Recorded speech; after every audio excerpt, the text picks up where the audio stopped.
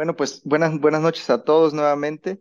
El día de hoy pues tenemos el placer de contar con un excelente médico conocido por nosotros de muchos años, ¿verdad? Ya muchos años.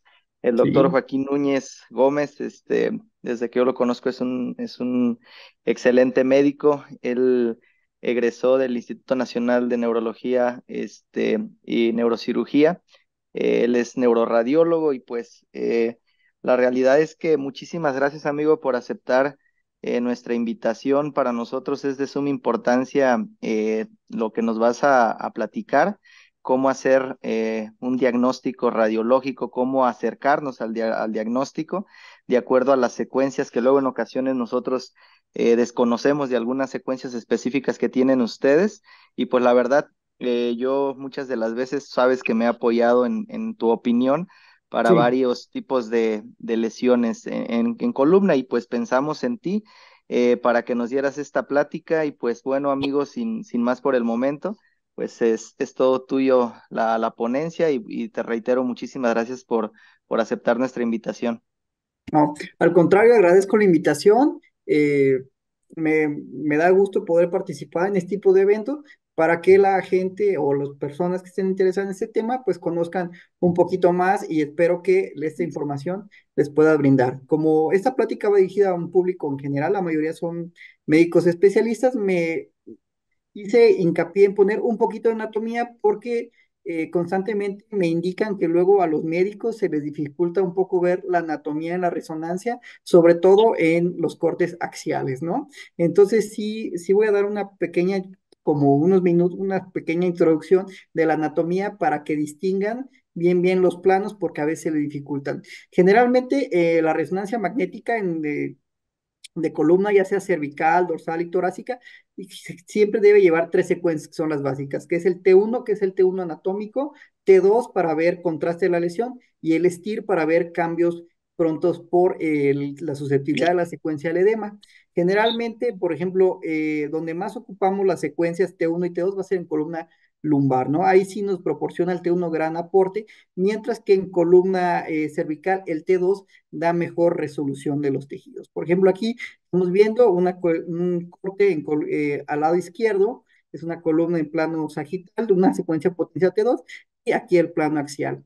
La plática va dirigido a tumores intramedular, tejidos, tumores medulares y, bueno, de localización intramedular, extramedular, intradural, ¿no? Entonces, un poquito de anatomía, vamos a ver, por ejemplo, aquí en la flecha estoy señalando la dura madre. Aquí se alcanza a ver donde estoy señalando la flecha naranja, es la dura madre, ¿no? Ahí para que la identifiquen, tenemos aquí el espacio intradural, extramedular, donde van a aparecer gran cantidad de tumores, y el espacio extradural, ¿no?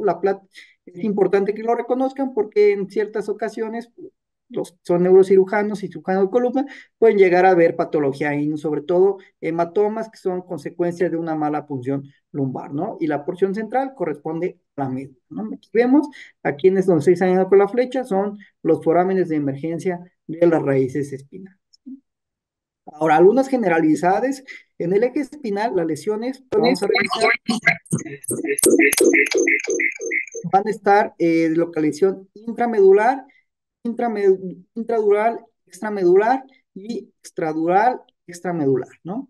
Aquí está el ejemplo, un esquema en donde podemos observar la afección intramedular, intradural, extramedular y extradural, extramedular. Aquí nos vamos a enfocar a la patología de la columna, dependiendo los espacios, dependiendo de estas localizaciones, la, Intra.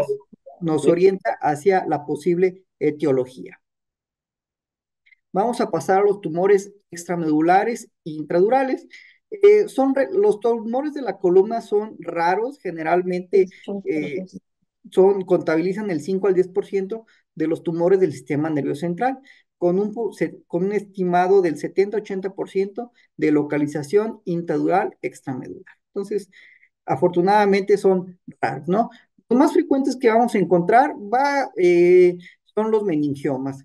Eh, Alguna literatura refiere que están en segundo lugar y que primero van los schwannomas, pero en general en la práctica Yo he visto aquí en un hospital general, son los meningiomas, que es como la patología más frecuente que vemos, y fuera de la médula, las metástasis. Estos, prácticamente, meningiomas va a ser lo más frecuente, schwannomas y los neurofibromas, ¿no? Algunas características, aquí un ejemplo gráfico de dónde está la lesión y cómo comprime la médula y la deforma, que es parte de las pautas que nos sirven para distinguir las lesiones.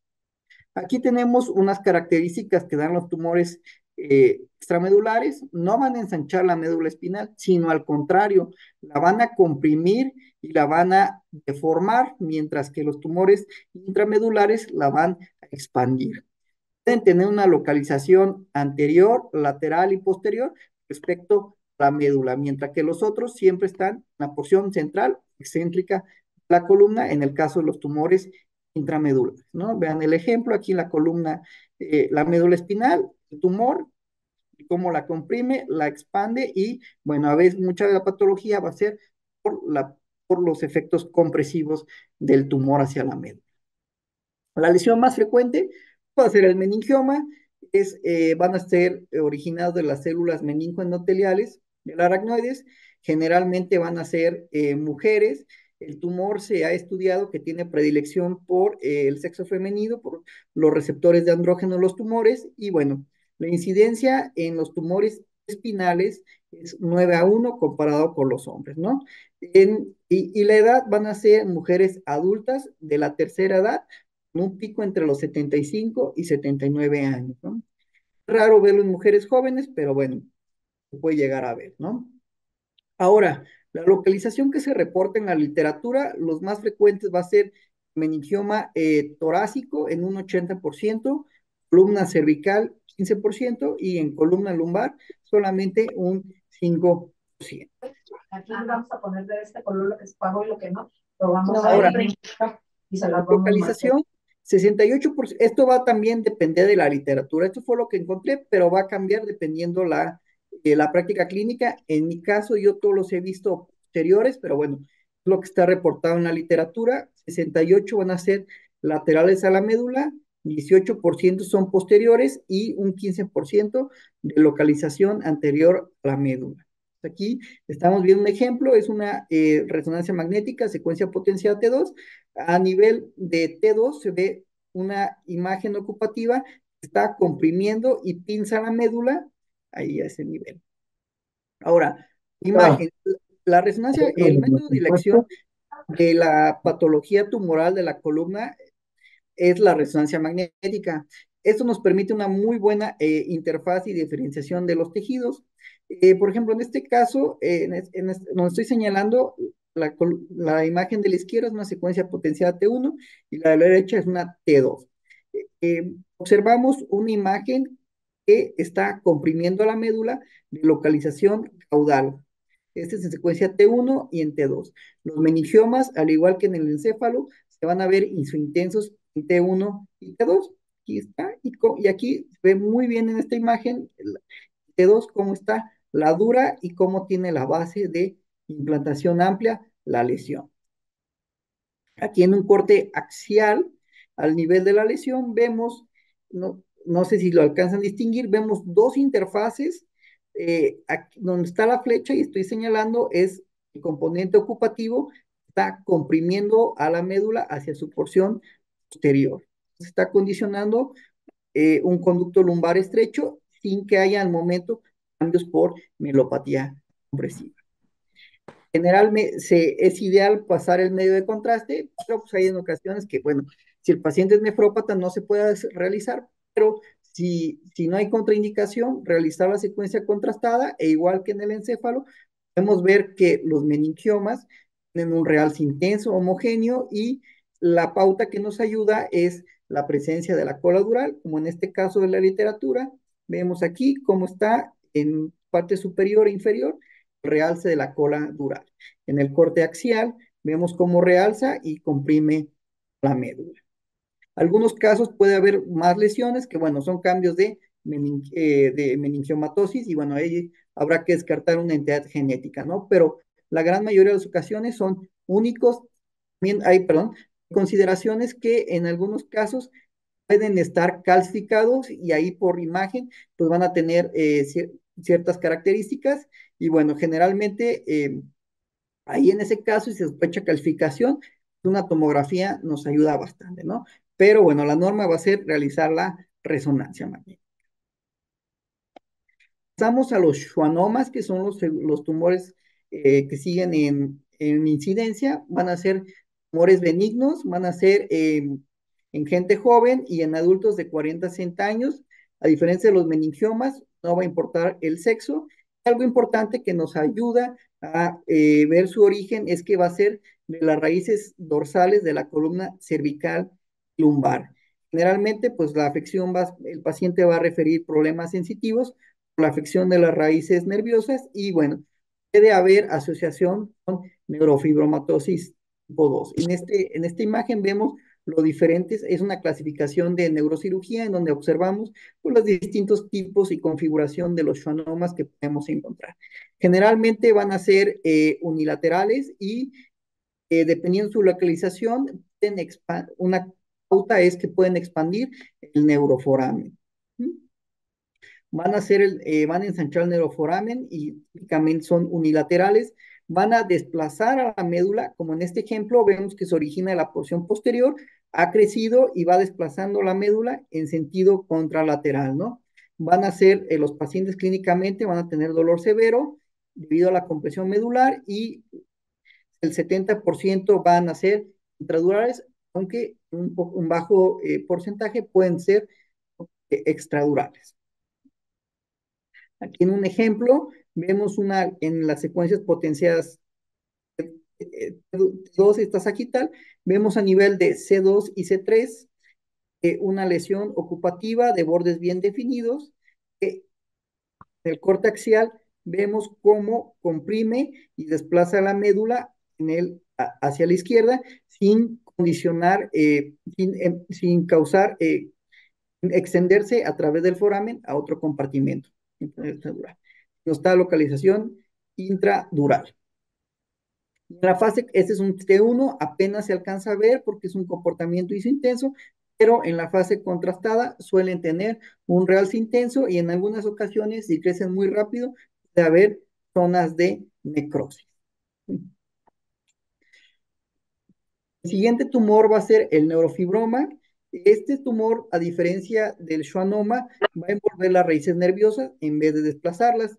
Generalmente son múltiples y pueden ser afección multinivel, está localizado a varios niveles de la columna cervical.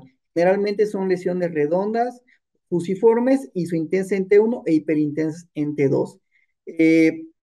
No van a tener sintomatología clínica y bueno, cuando son casos muy severos, lo pueden encontrar en la literatura como una configuración en badajo de campana o racimosa, ¿no? Se asocia a síndromes, a neurofibromatosis tipo 1. Aquí tenemos un ejemplo, es un paciente que tiene múltiples lesiones que salen de las raíces nerviosas y que tiene afección cervical en dorsal. En este caso es un tipo racemosa con importante afección en nivel cervical y torácico. En el contraste, estas lesiones van a tener realce heterogéneo debido a que si crecieron rápido pueden presentar eh, zonas de necrosis. Generalmente, la mayoría van a ser bilaterales, van a ensanchar al neuroforamen y siguen el trayecto de las raíces nerviosas, ¿no? Esa es como la pauta, nos indica qué tipo de lesión pueden ser y sería. Hay otro tipo de tumor, bueno, es un poco especial porque va a estar dirigido en cono medular y a nivel de la caudequina, que va a ser el ependimoma mixopapilar. Es la neoplasia más frecuente en el cono medular y caudequina, va a ser en gente joven, ocurre más frecuentemente en hombres. Esta va a ser una lesión que generalmente se va a encontrar a la caudequina a nivel de L2, va a ser isointensa en T1, hiperintensa en T2 y con el contraste va a tener un reforzamiento intenso. Aquí tenemos un ejemplo, vemos una imagen nodular a nivel de L3, con extensión hacia la plataforma superior del E4, bien definida, y su intensa en T1 y ligera hiperintensa en T2, que en el corte axial va a estar ocupando casi la totalidad del conducto raquídeo y va a ocasionar compresión sobre las raíces nerviosas. Con el contraste, generalmente van a tener realce ávido, la extensión es muy variable, puede extenderse hasta columna del sacro, ¿no? Entonces sí, y puede tener zonas de degeneración quística por el tamaño de que han obtenido cuando son lesiones grandes. Ahora vamos a pasar hacia las neoplasias intramedulares, que son menos frecuentes, pero son las que tienen peor pronóstico debido a la afección de la médula común, ¿no? Van a contabilizar como una generalidad del 4 a 10% de los tumores del sistema nervioso central y alrededor del 2 a 4% de los tumores gliales. Generalmente van a ser derivados del tejido neuroepitelial, especialmente de las células gliales. Y algo importante, la mayoría de los tumores van a ser tumores malignos. Dependiendo del grupo de edad, vamos a encontrar que los niños, el principal tumor va a ser el astrocitoma. Al igual que en niños, el astrocitoma pilocítico también se puede presentar en la médula espinal, mientras que en adultos el más frecuente va a ser el ependinoma, aunque también el astrocitoma se puede encontrar en menor grado. Una de las características de la neoplasia intramedular va a ser que podemos observar con resonancia magnética es la expansión del cordón medular. A diferencia de las neoplasias extramedulares, van a expandirlas en vez de comprimirlas. Van a tener realce con el medio de contraste de manera heterogéneo. Pueden presentar márgenes bien definidos o irregulares, lo cual nos da una pauta para poder tener una posible etiología, la localización que van a tener y la presencia de quistes. Los quistes nos indican hacia cierta etiología, por ejemplo, en el caso del ependimoma. Aquí tenemos un ejemplo, lo que ocasionan, vamos a tener expansión del cordón medular. Aquí la flecha que estoy señalando, vemos cómo la médula expande del centro hacia la periferia. Tenemos la fase contrastada, un realce homogéneo. Bueno, la localización es muy importante a nivel de la médula. Aquí son unos esquemas que está partido la médula en un corte axial. Por ejemplo, el ependimoma va a ser como en la médula hay canal ependimario, se va a originar el ependimoma de la porción central hacia la periferia. En el caso del astrocitoma va a ser una localización excéntrica. En el hemangioblastoma se va a ubicar también una periférica, pero sobre todo por debajo, adyacente a la superficie epitelial debido a la presencia de los vasos y bueno, las metástasis generalmente van a ser mediales, aunque bueno, las metástasis van a ser lo que pueden tener varias localizaciones. Ahora, otra característica que debemos valorar de las lesiones son la presencia de quistes. Los quistes nos hablan de una lesión que tiene crecimiento rápido, ¿no? En este ejemplo vemos, por ejemplo, en la porción inferior y en la superior la presencia de quistes ahí en columna cervical y los quistes pues frecuentemente se asocian con los ependimomas. También otra pauta que me faltó mencionar es la presencia de sangre o hemosiderina, que bueno, eso también es frecuente el ependimoma. Ya pasando con el ependimoma, pues vamos a ver que la neoplasia más común en el adulto, en el 60% de los casos, va a ser adultos jóvenes menores de 40 años y bueno, la localización más frecuente va a ser en la columna cervical en un 44% y un 23% y que se puede expandir a región torácico y bueno, un 26% en región torácico y un 6.5% va a involucrar el cono medular. La duración, como son lesiones, en este caso de lento crecimiento del ependimoma, bueno,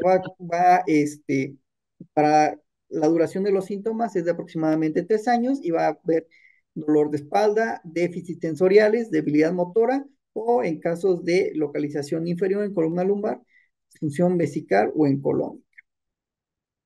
Ahora, el ependimoma, la afección va a ser principalmente por la afección de los tractos espinotalámicos por el crecimiento de la lesión del centro hacia la periferia. Ahora, su valoración de imagen, las características que vamos a encontrar, aquí está el ejemplo, la porción central de la médula.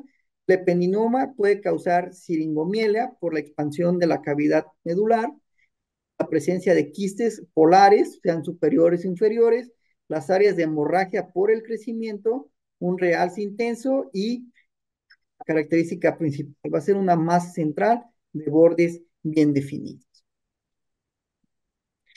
Ependimoma, aquí lo estamos viendo en secuencia T1 y T2, la intensidad de señal va a ser isointensa. La secuencia T2 vemos asociados unos hallazgos, por ejemplo, tenemos la presencia de searing superior e inferior.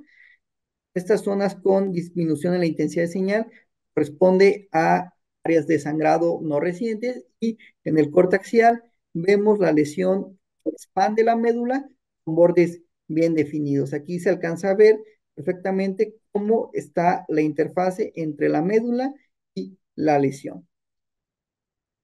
Vamos a tener quistes en el 78 al 84%, la cual la mayoría no van a ser morales. Aquí tenemos el quiste en la porción superior. El componente hemorrágico, como ya les había mencionado, en algunos casos de la literatura lo pueden encontrar como el signo de la gorra o de la cachucha, que corresponde al depósito de hemosiderina aquí en el corte axial hacia la porción inferior, donde haya mayor la cantidad, y se corrobora con el corte axial hacia la porción central de la médula cervical. La presencia de serings va a ser variable del 9 al 50% de los casos. Aquí la vemos muy bien definida, superior, inferior. Un momentito. Y con el contraste, fase simple a mano izquierda y la fase contrastado a la mano derecha, ¿cómo va a ser? Un reforzamiento homogéneo e intenso. Ahora, continuamos con el astrocitoma. El astrocitoma va a ser la segunda neoplasia en incidencia en adultos y la primera en niños. Generalmente los pacientes masculinos van a ser los que mayor afección van a tener, gente de joven, 29 años, y va a ser columna torácica, 77%, seguido por la lesión cervical. En los niños se puede ver afección total en un 60% de los casos. Dependiendo de la patología, puede ser el grado 1 astrocitoma pilocítico en los niños, grado 2 tipo fibrilar, grado 3 gastrocitoma anaplásico y el grado 4 un glioblastoma multiforme. Afortunadamente, el grado 1 va a ser el 75% de los casos contabilizados. Aquí tenemos un ejemplo en el cual en la secuencia T1 vemos una lesión ocupativa en médula torácica que se ve isointensa la médula, solamente observamos aquí una zona de ensanchamiento medular y en la secuencia potenciada T2 vemos la lesión ocupativa que abarca 4 segmentos vertebrales con mejor resolución. En el corte axial, es con la fase contrastadas, observamos un reforzamiento heterogéneo con realce de la dura. Entonces, generalmente a diferencia de los astrocitomas, van a tener un realce heterogéneo pues, y áreas de necrosis, a diferencia de los ependimomas, que la lesión tiene márgenes bien definidos y aquí observamos irregularidad de los contornos. Cuando son casos muy severos, por ejemplo, este caso, me tocó verlo ahí en neurología, pues toda la columna estaba prácticamente tomada por la neoplasia, desde unión cráneo-cervical hasta la médula, la columna lumbar, y en el sitio donde mayor afección había era la columna torácica, en el cual pues vemos la médula prácticamente ha perdido la apariencia vital, hay zonas sólidas con áreas quísticas, y en el corte axial se observa pues prácticamente las áreas quísticas y una otra zona con tejido sólido. Aquí en la secuencia potencial T2 Cuando son tumores muy extensos, ahora con los equipos de resonancia magnética, aunque siguen siendo un poco limitados, podemos ocupar la secuencia de difusión. La difusión, a diferencia del cerebro, no se va a ver tan clara, pero nos puede brindar cierta utilidad. Entonces, los equipos nuevos ya van mejorando las técnicas en la resolución, pero no la vamos a ver igual que en el cerebro debido a que muchas ocasiones el voxel no se puede planear en los tres planos a diferencia del cerebro. En este caso es la misma lesión del paciente que vimos en la imagen anterior. Vemos cómo es la médula tiene unas zonas con aumento de señal que se van a corroborar en el ADC. Por ejemplo, aquí donde estoy señalando son unas zonas donde hay restricción a la difusión verificadas en coeficiente de difusión. Otra herramienta que podemos ocupar va a ser la espectroscopía. Afortunadamente en el paciente que vimos es el mismo paciente, pero tenía una lesión a nivel de la médula oblonga y se le puso el voxel. Entonces, lo que observamos es un pico de colina con disminución de la creatina, por lo cual pues nos habla de que es una lesión del componente tumoral. Desafortunadamente no, el paciente de este ejemplo no se le realizó, se contrastaba debido pues, a problemas de falla renal, ¿no? En este paciente solamente se le hizo una biopsia y fue un glioblastoma multiforme. Entonces, un muy mal pronóstico este paciente. Desafortunadamente el paciente pues perdió seguimiento. Ahora, esta tabla es muy interesante debido a que nos va a dar podemos comparar los tipos de tumores más frecuentes. Por ejemplo, en el adulto, pues la lesión más frecuente va a ser el ependimoma, mientras que en el niño el astrocitoma pilocítico. En el ependimoma va a tener una localización central, mientras que el astrocitoma pues va a ser excéntrico. Va a tener una apariencia bien circunscrita, mientras que el astrocitoma pues va a ser bordes mal definidos y difusos. La hemorragia en el ependimoma es frecuente, mientras que en el astrocitoma va a ser comunal. El ependimoma va a tener realce intenso, homogéneo, mientras que el astrocitoma va a ser en parches y de manera irregular. El ependimoma puede afectar toda la columna, mientras que el astrocitoma pues, generalmente no afecta el cono medular o el filum terminal. Ahora, el siguiente tumor en incidencia va a ser el hemangioblastoma. Va a ser pues del 1.7 al 2% de las núcleas espinales. Generalmente van a ser intramedulares, pero pueden afectar espacio intradural o extradural. Van a ser lesiones de lento crecimiento con afección principalmente de la médula de la columna dorsal y región cervical.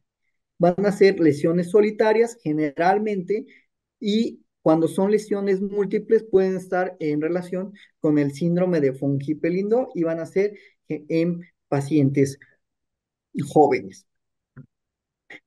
Ahora, en la resonancia magnética son lesiones ocupativas que son generalmente extensas, va a tener área quística, pero una de las características que nos van a ayudar al diagnóstico va a ser la presencia de múltiples imágenes lineales que aquí estoy señalando, que son vasos tortuosos. La característica del hemangioblastoma es que es una neoplasia altamente vascular. Entonces, debido a su flujo sanguíneo, va a haber vasos tortuosos, que es lo que nos va a dar la pauta en la región que se van a ver como múltiples áreas lineales con ausencia de señal. Aquí vemos la lesión quística y las múltiples señales lineales, tanto en la porción anterior y posterior de la médula, y aquí en el corte axial estoy señalando hacia la porción caudal de la médula. Con el contraste vamos a encontrar zonas de reforzamiento intenso y estructuras vasculares tortuosas. En algunas ocasiones se puede ocupar, me tocó ver que ocupan vasodilatadores para aumentar el flujo y que mayor captación de realce. Esto generalmente va a ser en la tomografía. Les pueden dar un vasodilatador como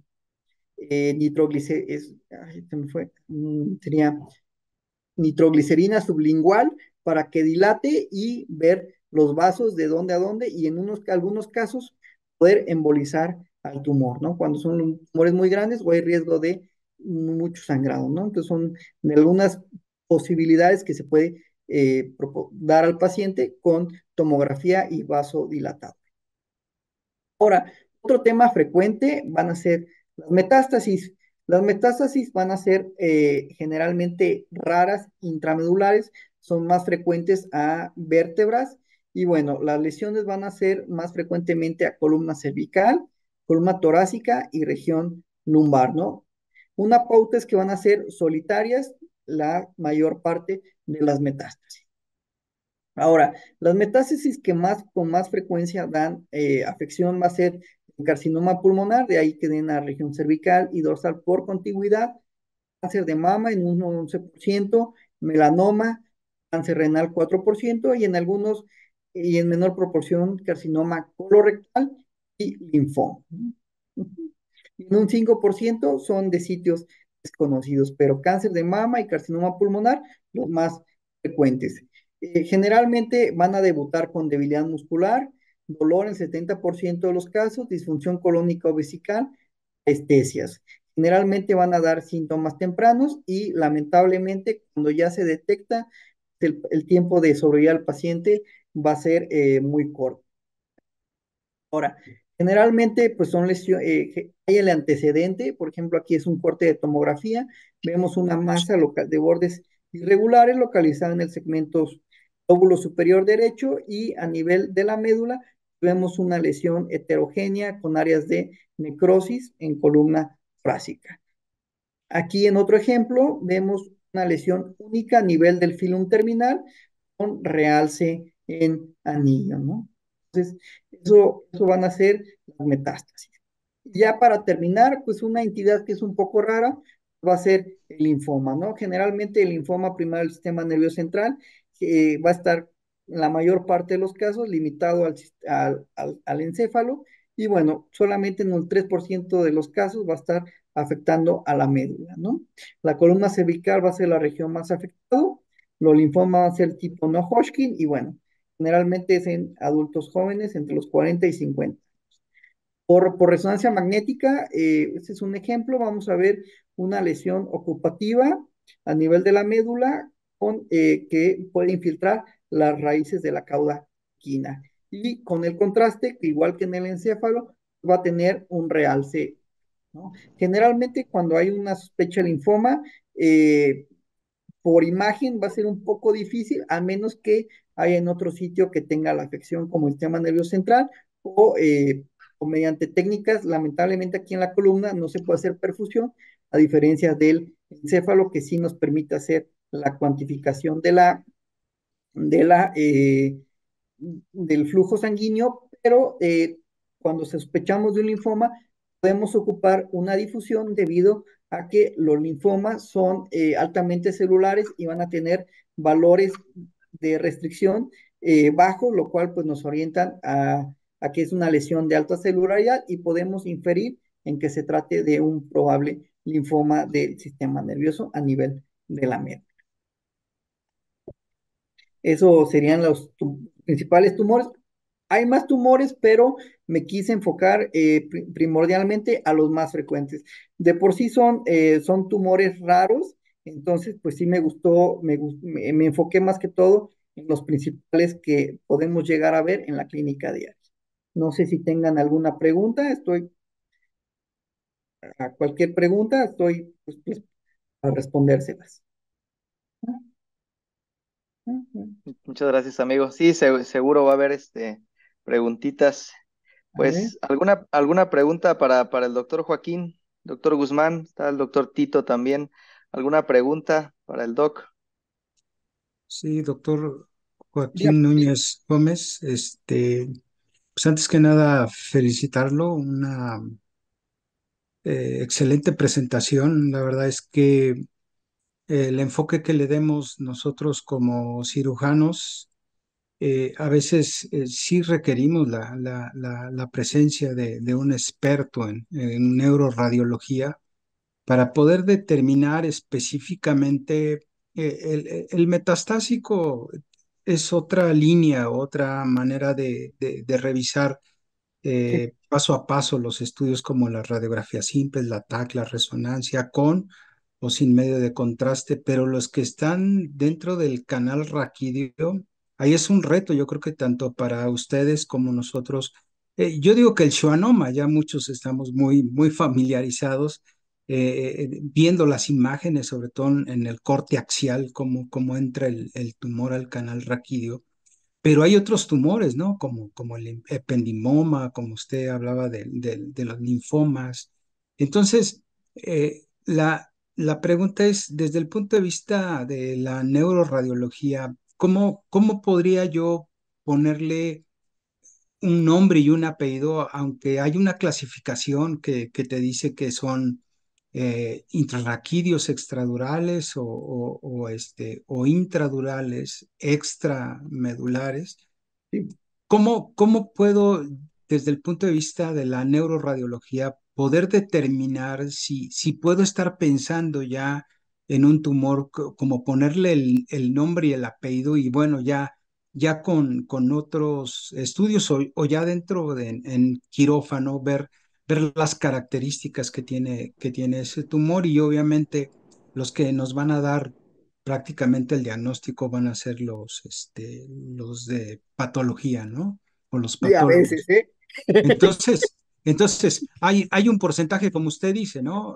Hay cuestiones de que sale el tumor o lo tenemos y no llegamos al diagnóstico, ¿no? O sea, no, nos cuesta trabajo a veces que el patólogo, nosotros hacemos un resumen clínico del paciente y de hecho le tenemos que mandar las imágenes al patólogo, tanto TAC como resonancia y darles un aproximado de lo que pudiera ser un tumor.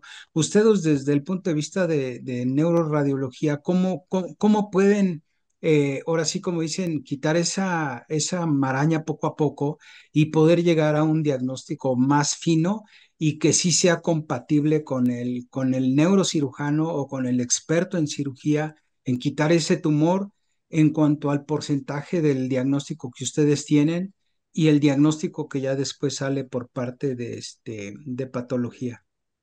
Mire, una de las herramientas que ahora están en desarrollo va a ser bueno, ya se está haciendo la resonancia, todavía hay las limitaciones por, pues porque es una cavidad, muy cerrada, pero la difusión poco a poco nos va orientando.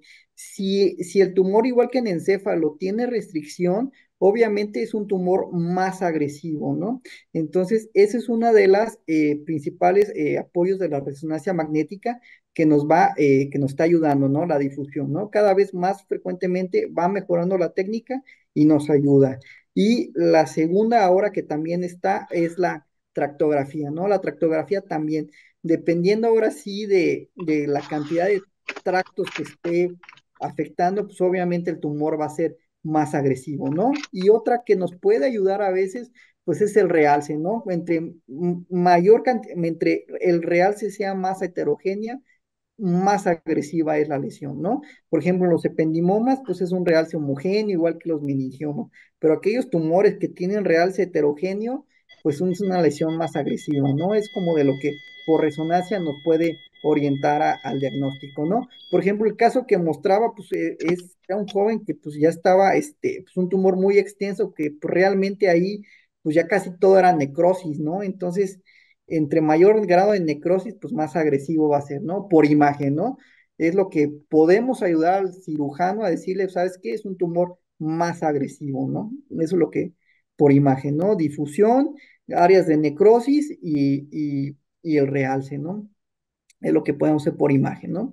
Aunque muchas veces, pues no podemos llegar al diagnóstico debido a que, bueno, también muchas veces patología no ayuda, ¿no? Lamentablemente hay pocos neuropatólogos, entonces sí es un hueco que tenemos que hay que poco a poco ir tratando entre radiología, cirugía e imagen y patología, ¿no? Es lo que hemos visto, ¿no? Digo, ahí en el Instituto de Neurología también frecuentemente pues había mucha disparidad entre el diagnóstico por imagen y el de patología, ¿no? Pero es lo que lo puedo decir, ¿no? Por las características por imagen pues van a sugerir la agresividad del tumor. ok. Sí, en este caso la actividad biológica, ¿no? Y sobre todo la clínica, ¿no? Que si el paciente está muy deteriorado, vamos, podemos entender que la capacidad que tiene ese tumor es anaplásico o es mal diferenciado y que esto nos está hablando que es un tumor que se reproduce, no sé, el doble de células cada 24 horas y eso es lo que realmente deteriora la calidad de vida del paciente y sobre todo el pronóstico de vida. Eh, Hay unas preguntas aquí del público que me gustaría que le hablara y usted nos pueda contestar. Y si Ajá, van surgiendo más preguntas, pues adelante, porque pues vale la pena sí. tener un experto aquí en la neuroradiología. Dice, doctor, muchas gracias por su ponencia. En la sospecha clínica de este tipo de tumores, ¿qué secuencias mínimamente debe de tener la primera resonancia a solicitar? O sea, si Mire, usted ya clínicamente o considera que tiene un tumor ahí en la médula, ¿cuál es el estudio pues, del gold estándar en resonancia magnética? Mire, la primera indicación es que sea una resonancia de alto teslaje. O sea, eso es lo primero que yo sugeriría, porque muchas veces pues van a magnetos abiertos o magnetos pues de bajo campo y realmente la resolución espacial pues es muy mala, ¿no? Nos quedamos cortos y es un gasto en muchos casos que es doble al paciente, ¿no? Mi primera recomendación, magneto cerrado de alto campo. Generalmente, ya prácticamente en todos lados está estandarizado la resonancia magnética de columna. Ahí nosotros a veces cometemos un error como radiólogos en que no tenemos una buena comunicación con el clínico y en ocasiones pues dejamos al técnico que haga todo y pues no lo pelamos, ¿no? Pero aquí pues es nuestra chamba y nos tenemos que ir a revisar los estudios, hacer un criterio y bueno, generalmente pues prácticamente son las mismas secuencias que se le pide a un paciente de una columna por una lumbalgia, ¿no? Que es el T1, el T2 y el estilo. En el caso de que nosotros revisemos y haya una lesión ocupativa, pues ya lo ideal es hacer una secuencia contrastada FAT-SAT, debido a que hay saturación de grasa, en muchos lados no las hacen con saturación de grasa y nos quedamos cortos, ¿no? Entonces ahí prácticamente con la secuencia contrastada va a ser la que va a ser la diferencia, es lo importante, ¿no? Pero prácticamente la mayor recomendación es que sea magneto de alto teslaje, ¿no? Porque va a haber mayor resolución, ya con que sea magneto de 1.5 teslas, ya queda muy bien la imagen. Eso sería la recomendación, más que Ok, las secuencias. ok, doctor, muchas Sí, gracias. Aquí nos pregunta el público, el doctor Alan Martínez. sí. Que cómo puede usted identificar una imagen patognomónica en alguno de los tumores que usted habla. No, no sé si diga los que están dentro del cono medular, los ependimomas, por ejemplo, o los gliomas o los schwannomas. Pero si tuviéramos un estudio radiográfico simple, ¿habrá algún estudio, habrá algo patognomónico que nos diga esta es una metástasis vertebral? Hablando sobre todo lesiones líticas o blásticas, y por ahí dicen que a veces el búho guiñe, ¿no? El ojo, que nos pueda estar orientando de un problema de tipo metastásico. ¿Es cierto eso, doctor? Sí, bueno, por ejemplo, ahí en el caso, bueno, eh, ahí lo de las metástasis, pues es un tema muy extenso. Desde la radiografía básica de columna no sirve, pues hasta tomografía y resonancia, ¿no? El hallazgo más sensible para las metástasis es que hay afección en varios niveles.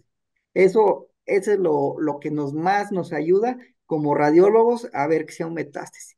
Cuando es una lesión única, ahí sí hay un problema, pero cuando son lesiones múltiples y que sean líticas o que haya fracturas, ahí es donde está la clave, ¿no?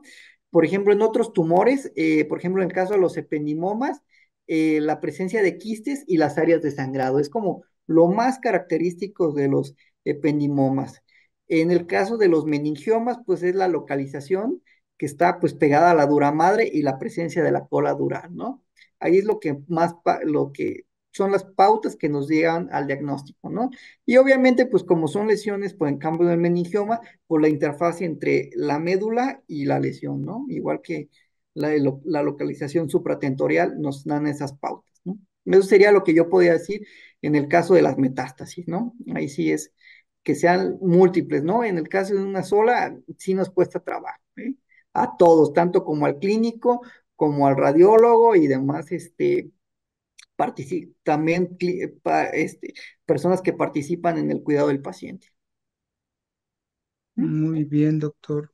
Otra Sí, pregunta, comenta el doctor Víctor Hugo Pérez, sí. experto en la cirugía de columna, que si ustedes realizan algún estudio angiográfico adicional para, sobre todo para los hemangioblastomas, y le mando una felicitación.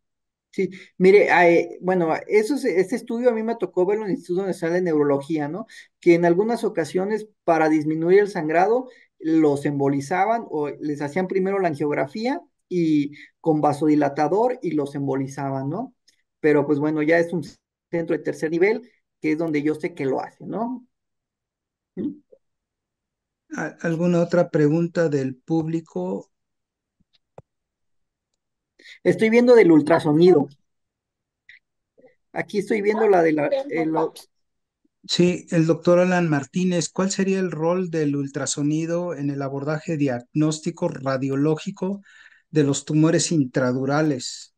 digo, ahí el ultrasonido, la limitante, pues es que eh, no hay mucha, como hay mucha estructura ósea, va a ser difícil un abordaje.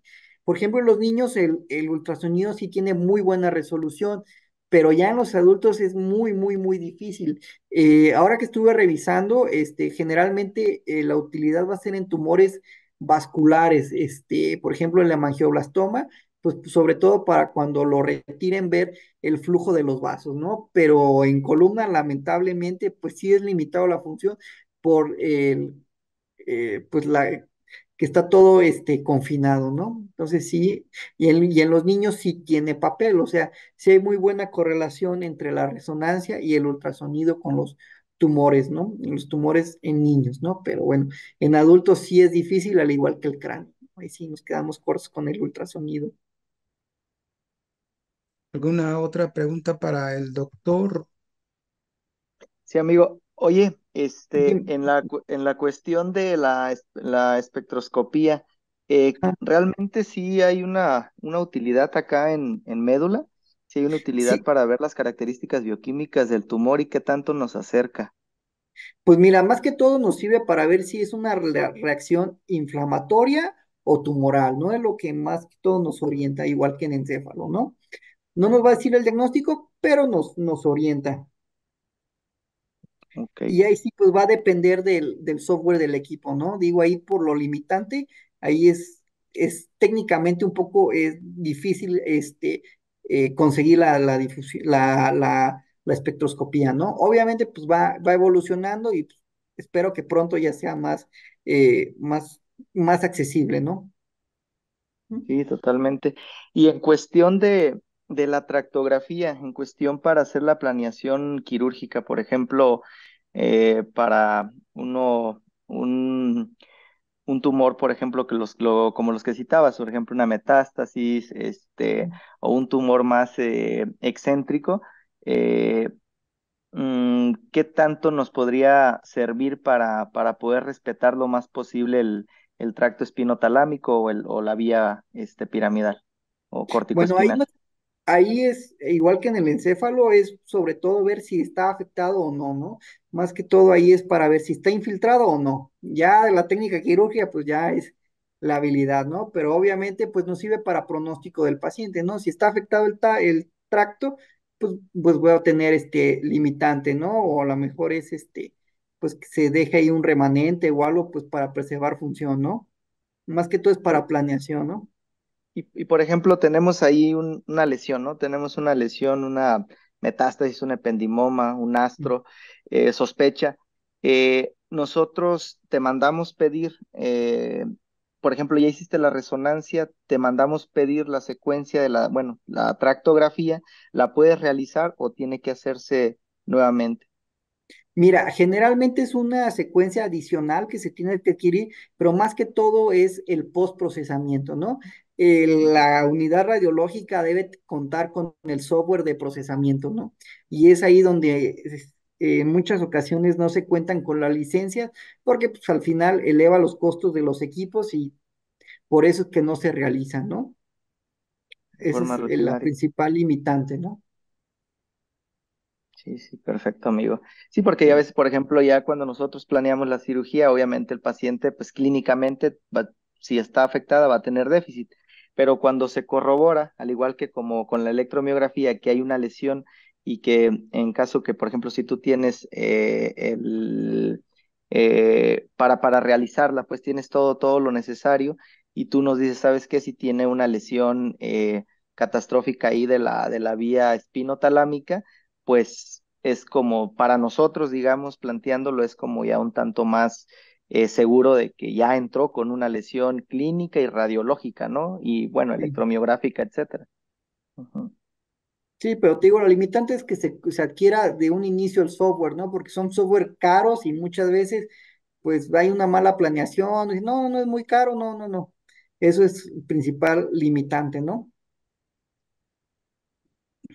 Doctor, una pregunta. Diga, Usted como neuroradiólogo, cuando le mandan todas las solicitudes para un estudio especializado como puede ser la resonancia magnética, sí. a usted le marcan, digamos, el resumen o el abstract del caso del paciente? Por ejemplo, le digan tiene un tomita 3, un tomita 4, un Zinc 2 o 3B, o tiene un Tukoashi de 6 puntos y usted le quiere hacer un estudio que dice, wow, te va a ser el mejor que yo tengo, pero ¿cómo relacionar esa parte tanto del que le envíe el documento con ciertas características ya de una cuestión sistematizada, organizada en la referencia del tipo de tumor que tiene cada uno de estos pacientes de manera individualizada,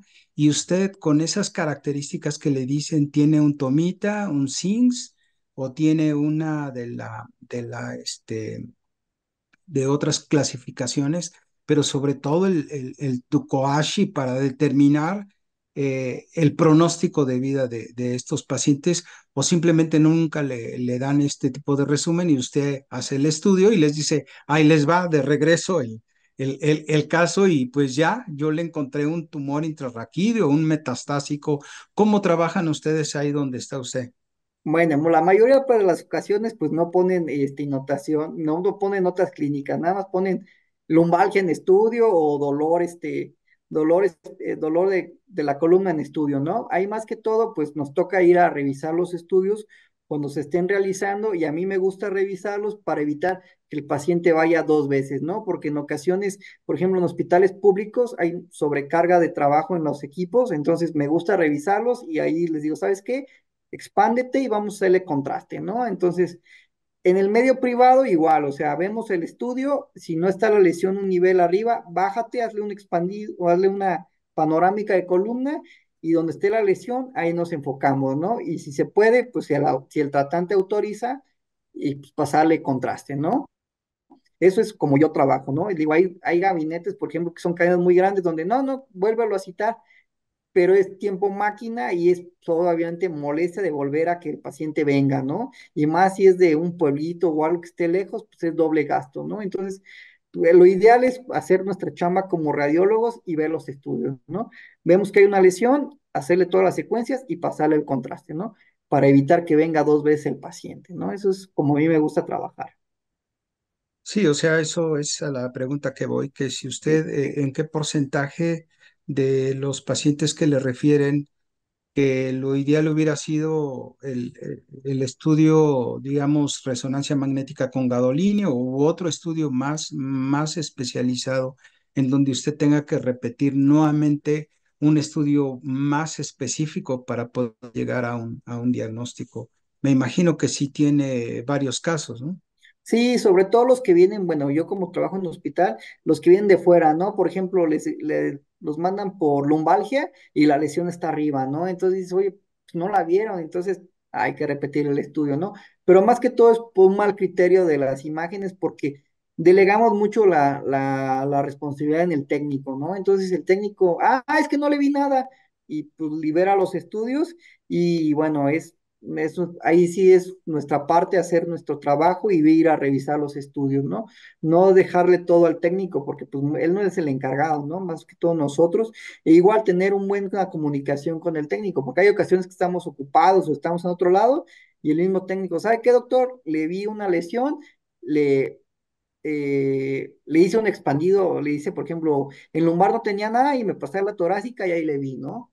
Perfecto, ¿no? Entonces ahí sí es trabajar en equipo con el técnico y el médico, ¿no? Y no dejarle todo pues al técnico, ¿no? Porque en ocasiones eso se hace en muchos lados y le digo, frecuente es de que, ay, ¿qué crees? Oye, pero la lesión la tenía en la torácica, ¿por qué no se le dijiste? Ay, es que no la vi, ¿no? Entonces, pues sí es tratar de revisar los estudios, ¿no? Entonces, a usted sí le gustaría que, como hay fellowship y hay residentes que ya están por terminar su especialidad, entonces para usted sería mejor que fueran más específicos, ¿no? En cuanto a la clínica y que usted tuviera pues el paquete de estudios para que se pudiera hacer un estudio lo más específico y poder aproximarle al cirujano un diagnóstico desde el punto de vista radiológico que le permita determinar si requiere o no un tratamiento quirúrgico mediante un abordaje por vía posterior o por vía anterior, porque hay clasificaciones como por ejemplo la de Weinstein, en donde te dice dónde está localizado el tumor, en qué parte está, y de acuerdo a esa configuración tridimensional en un corte axial, Weinstein te dice, mira, lo mejor o lo más recomendable, lo que nos dicen los neuroradiólogos o los que hacen estos estudios, es hacer el mapeo en 3D del cuerpo vertebral o de dos cuerpos vertebrales para determinar por dónde sería lo mejor de poder llegar a hacer la resección tumoral y si se trata más de los de tipo metastásicos. ¿Qué piensa usted, doctor, en relación a lo que le comento? No, pues sería lo ideal, ¿no? Pero lamentablemente lo que es el problema de comunicación, ¿no? Y la disponibilidad de recursos, ¿no? Porque obviamente en un hospital público, pues sí, o sea, ¿sabes qué? Ya salió de tomografía, de resonancia, pásalo a la toma para que le haga los cortes, ¿no? Pero pues lamentablemente en el medio privado, ¿no? Pues sale a la rezo y pues lo que salga y a cirugía, ¿no? Pero sí es más que todo una limitante los recursos, ¿no? Y bueno, si en resonancia le digo, si tenemos la posibilidad, pues hacer lo que más les ayuda, ¿no? Por ejemplo, qué bueno que me dice esta de que los niveles para hacerle pues cortes volumétricos para que ustedes lo puedan reconstruir, ¿no? Y ya vean la planeación. Muy bien, amigo. Mira, hay otra pregunta del doctor Víctor Anaya. Dime. Dice, ¿aún se puede utilizar la radiculografía en pacientes que se encuentra contraindicada la resonancia, amigo? Pues generalmente ya no, o sea, es muy difícil ya que haya una contraindicación, por ejemplo, cuando sean pacientes que sean claustrofóbicos, se les sedan, o por ejemplo que tengan marcapasos, que se contacta al biofísico y lo desconectan, ¿no? Entonces prácticamente estudios invasivos ya son muy, muy raros, ¿no? O en alguno de los casos, pues se puede sustituir por tomografía, ¿no? Hacerle una cisternotomografía y ver lo que se pueda en pacientes pues que tengan mucha prótesis metálica que puedan dar artefactos, ¿no? Pero, por ejemplo, ya todas las prótesis son de titanio, tornillos, entonces pues, prácticamente que hay una contraindicación para la resonancia, pues solamente que sean marcapasos, ¿no? Pero se desactiva y entra el paciente y se lo vuelve a activar al paciente, ¿no? El marcapaso. Entonces, pues estudios tan invasivos, pues ya casi no se hacen, ¿no? Aquí el doctor Alan Martínez, excelente ponencia, doctor, que lo manda a felicitar. Gracias. ¿Le hago otra pregunta, doctor? Sí. A Oye, ver, dígame. o tenemos más tiempo. No, sí, dígame. Sí, eh, ¿en qué tiempo un paciente bueno, que usted le hizo los primeros estudios para confirmar diagnósticos o precisión dónde está localizado, ya sea un tumor intrarraquídeo, extradural o intradural o un metastásico. ¿En qué tiempo considera usted que le puedan reenviar nuevamente al paciente para ese mismo estudio y ver los márgenes de resección del tumor? Ahí, ¿qué tiempo usted recomienda o si se los han mandado? Y la Generalmente otra, ajá, sí, se recomienda los 3 meses. Por ejemplo, ya que hubo absorción del contenido hemático, ya es hasta los 3 meses, es lo que más o menos estamos haciendo los seguimientos. ok. Y la última pregunta, doctor. Bueno, es que son muchas, pero la pregunta es, ¿qué tan satisfecho está usted de lo que usted está haciendo en cuanto a todos esos estudios para llegar a los diagnósticos con sus cirujanos y los resultados que ha visto usted cuando le vuelven a llegar? ¿En dónde está usted? ¿En qué punto tan clave o importante que juega el papel de la neuroradiología? Porque si no se los envían con un resumen completo desde el punto de vista neurológico, de acuerdo a las guías, a las clasificaciones, usted le hace los estudios, se los vuelven a regresar a usted. La pregunta es, ¿en dónde está la parte clave o importante del neuroradiólogo en donde diga estoy satisfecho porque todo lo que estamos haciendo se están resolviendo los casos de una manera oportuna, a tiempo, buenos casos, porque el paciente también llega con ustedes y les platica de cómo les fue en la cirugía, o a lo mejor algunos de los pacientes que usted le hizo los estudios, pues desafortunadamente ya no llegaron? ¿Cuál es la perspectiva que tiene usted en cuanto a la neuroradiología en la visión de los tumores en la columna vertebral?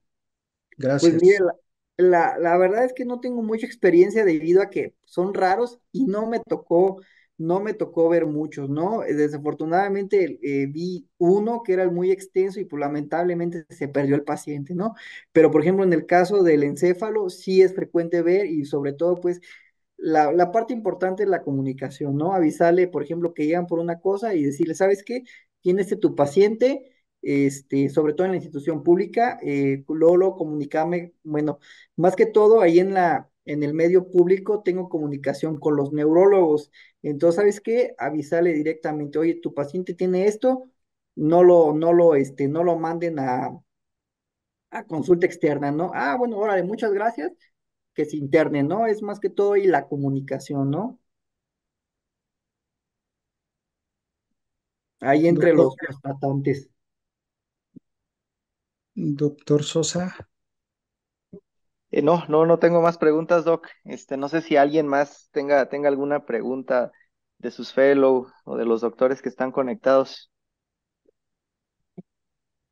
Sí, pues les podemos preguntar. Este, pues nuestro hospital o donde trabajamos en el Estado de México, pues es un hospital de referencia y sí nos llegan de las dos, el metastásico, pero también nos llega el ependimoma o el glioma o el schwannoma. Y Sí, sí, la verdad es un reto desde el punto de vista tanto clínico como radiográfico y sobre todo la parte muy importante del gabinete para nosotros es muy, muy ideal o muy recomendable para poder tomar estrategias. Si estos tumores, no me lo dejará de mentir el doctor Sosa, es utilizar potenciales evocados somatosensoriales, es utilizar el microscopio, es importante utilizar, o sea, herramientas o instrumentales especiales para poder hacer la resección de un tumor, si es un tumor intradural o cómo ve usted, doctor Sosa, que cambia el instrumental, ¿no? Cambian muchas cosas que va a depender mucho, pues, de lo que nos digan los neuroradiólogos para poder saber o determinar cuál instrumental o en qué momento operarlo y si requerimos la parte microscópica o algún estudio como potenciales o inclusive, ¿no? El O-arm, porque a veces tienes que hacer mayor resección o hacer más tus límites de que tú ya veas que no hay más tumor más allá de, como en la clasificación de Enekin, y entonces si tienes que restablecer o armonizar esa columna que ya la invadiste, aparte de que tiene la invasión del tumor, tú la invades porque tú vas a ir a hacer la resección, pero también tienes que hacer una instrumentación que te permita volver a estabilizar biomecánicamente esa columna, doctor Sosa. Pero, ¿cuál es la pregunta, Doc? Sí, cuáles son las herramientas o una vez que tú ya determinas qué características tiene ese tumor, si tú tienes alguna planeación que tengas que hacer la cirugía con microscopio, con OARM, con potenciales evocados somatosensoriales, que si lleves, no sé, los tisiles, el Duragen, el Veriplas, o sea, porque entre más sea un tumor más complejo, como le decía el doctor Núñez, o que pues un tumor muy agresivo, también tienes que tener un instrumental que te permita poder tener un mejor resultado.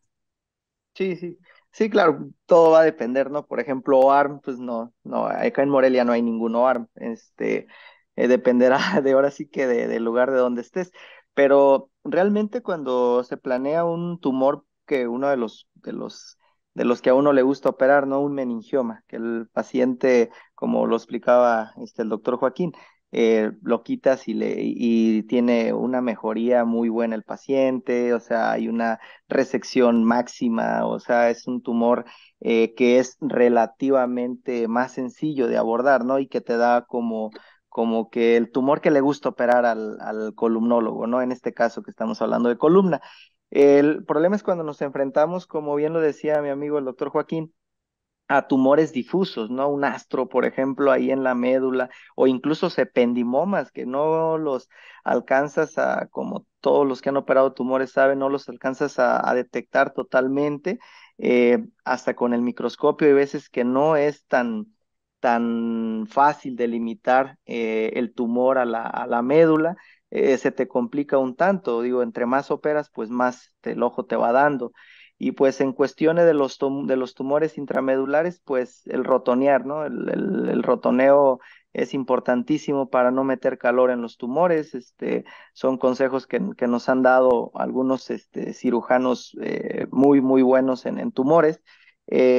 Rotonear, lenteja, los roton, pues, y menos calor, lo que menos se pueda de calor. Cuando vas a hacer el cierre, pues sí, efectivamente, si tienes si lo haces un cierre hermético microquirúrgico y tienes a la mano ya sea en la institución o en el ámbito privado, pues qué bueno sería, ¿no? Algún sustituto dural o algún pegamento de fibrina, pues sería maravilloso. Y en cuestión de estabilizar, pues dependerá si tú haces una inestabilidad o no la haces, si el tumor te lo permite una sola lámina o una hemisemilaminectomía y pues por ahí, pues en el caso, por ejemplo, de los meningiomas, muchas de las veces con una lámina unilateral hemos podido sacar meningiomas y se ha podido hacer buen cierre sin inestabilizar. Pero vaya, sí, dependerá, maestro, de qué tenemos a la mano y dónde estamos definitivamente. Y algo importantísimo que menciona pues el doctor Joaquín, luego los quistecitos. Le digo, aquí hay mucha gente que yo estoy viendo que es experta, tiene mucha más experiencia que yo en tumores, pero vaya, cuando tienen un quiste, por ejemplo, en el caso de los ependimomas, que el quiste es tu mejor amigo porque es un plano de clivaje. Siempre para nosotros los quistes son amigos porque es un plano de clivaje que te va a dar acceso a una resección. Es un plano por donde tú puedes dar la hemosiderina, por ejemplo, que comentaba el doctor Joaquín en el caso de los ependimomas, también son planos de clivaje para poder hacer una resección tumoral. Pero bueno, ya eso, vienen otros buenos temas de puro tumor, maestro, para no interrumpir a los demás ponentes y no meternos ahorita yo en la plática del maestro Joaquín Núñez. Sí, claro que sí. Y amigo, entonces, por ejemplo, ya para hacer yo mi último comentario, no ha salido ningún otro. Ya ahorita en la actualidad, por ejemplo, a mí, ¿en qué tumor me podría aportar mucho la difusión y el flare? ¿En qué Mira, el tumor FREN columna, ujú, el FREN columna no se realiza, pero por ejemplo la ujú. difusión en los astrocitomas que pienses que sean de alto grado. Entonces ahí sí la difusión, las zonas de restricción son las que pues nos hablan de alta celularidad, ¿no? Entonces sería como donde nos puede ayudar, ¿no? Y por ejemplo, en un tumor que sea de origen graso, ahí ¿qué nos recomendarías? Pues ahora sí del graso, por ejemplo, está ahí en columna, pues graso un lipoma, ¿no? Pero pues ahí Ujú. prácticamente, ahí el T1 y T2, pues nos van a dar el Con eso. diagnóstico, ¿no? O una saturación FATSAT, ahí está el diagnóstico. Una FATSAT, ok. Y Sí, esa sí. también, por ejemplo, si sospechamos, no sé, te pedimos el T1, el T2, sospechamos eso y te contactamos, te decimos, oye, ¿me puedes hacer una secuencia para grasa? Se puede, ¿verdad? Sí, Posterior. claro. Ya Sí, nada sí, más sí. es convertirla. No es Ok. convertirla, sino es adquirirla, ¿no? Ah, Entonces, ok. pero son secuencias que te digo, una de columna dura 2 minutos, entonces pues prácticamente no es significativo el tiempo. Pero si se sospecha, por ejemplo, un lipoma, pues un FATSAT, ¿no? Aunque pues el T1 y el T2 van a brillar la grasa, pero pues ahora sí con la confirmatoria, ¿no? La del FATSAT, ¿no? Esas son secuencias que prácticamente pues, son de default, ¿no? Ujú. Sí, Gracias, amigo.